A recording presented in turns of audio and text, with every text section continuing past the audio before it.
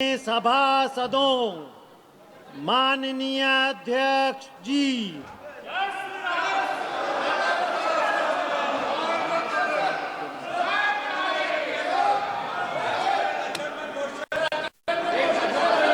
महामहिम राष्ट्रपति जी के अभिभाषण के समय आप चर्चा करना। प्रश्न संख्या 1 श्री जी लक्ष्मी नारायण।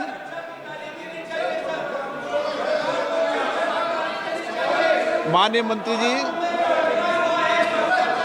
पटल पर रखा गया नरसंहार हुआ है। माननीय सदस्य है सर, आए हुए थे, दोबारा बुला लीजिए नाम से। श्री जी लक्ष्मी नारायण। माननीय सदस्यगण, एक मिनट प्लीज।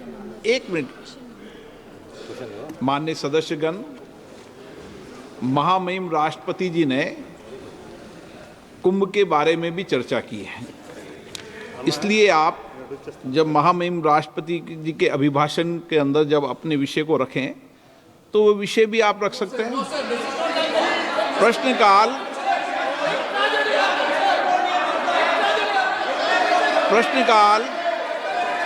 प्रश्नकाल सबसे महत्वपूर्ण समय होता है, माननीय सदस्यों का समय होता है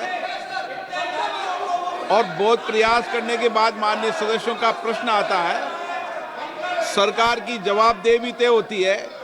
इस महत्वपूर्ण विषय पर कई बार चर्चा हो चुकी है और मैं आपसे कई बार आग्रह कर चुका हूं, माननीय सदस्यगण कम से कम एक व्यवस्था बना लें,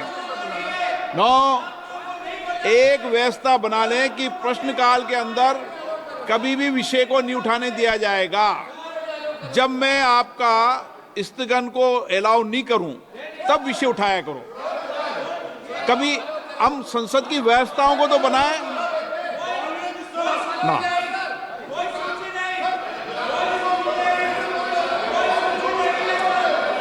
आप सदन नहीं चलाना चाहते, चर्चा नहीं करना चाहते। माननीय सदस्य। So thank you, Speaker sir.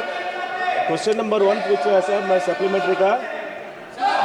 While the National Culture Fund has successfully facilitated the restoration of numerous historic monuments across the country, I would like to bring attention to Gupti Fort, located in my constituency of Anantapur, sir.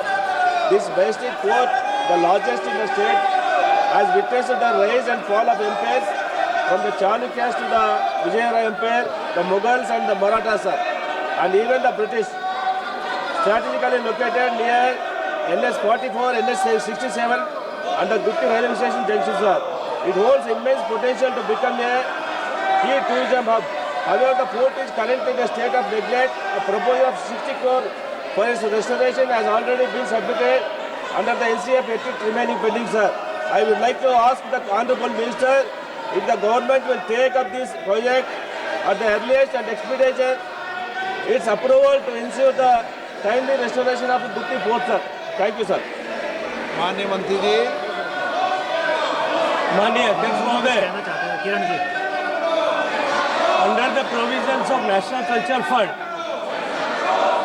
the financial arrangements are being done by the donations what we receive or the money what we receive as a contribution from the companies and PSUs through CSR. So primarily and predominantly, the funding agency, they take a call and give us the priority. We have already enlisted 150 projects on the website of NCF. The said project which Honorable MP wished to ask is also part of that. It has been depicted on the website. Whenever adequate funding will be agreed by any of the PSU or any of the company who is giving CSR and on the priority, we will certainly consider this. So thank you, Honorable Minister, sir. However, I would like to bring to your attention that the issue extends beyond Gutti Fort alone, sir. There are 20 other proposals from Andhra Pradesh that are also awaiting approval under the National Culture Fund for the preservation, protection and promotion of the historical monuments, sir. Honorable Speaker ji, it is concerning to note that in the last 5 years, not a single project from Andhra Pradesh has been approved under the NCF. I kindly request the Honorable Minister to provide clarity on the reason behind the delay in processing these proposals and the steps being taken to ensure their timely approval and restoration, sir. Thank you, sir. माननीय अध्यक्ष महोदय, जैसा मैंने निवेदन किया पहले प्रश्न का उत्तर देते हुए भी, मैं एक बार फिर दोहराना चाहता हूं कि नेशनल कल्चर फंड के 150 जो ऐसे मॉन्यूमेंट्स की सूची हमने ऑलरेडी वेबसाइट पर प्रकाशित की है, उसमें 21 ऐसे प्रोजेक्ट आंध्र प्रदेश स्टेट के हैं। सामान्यतया एनसीएफ में कोई कंपनी सीएसआर देने वाला पीएसयू या कंपनी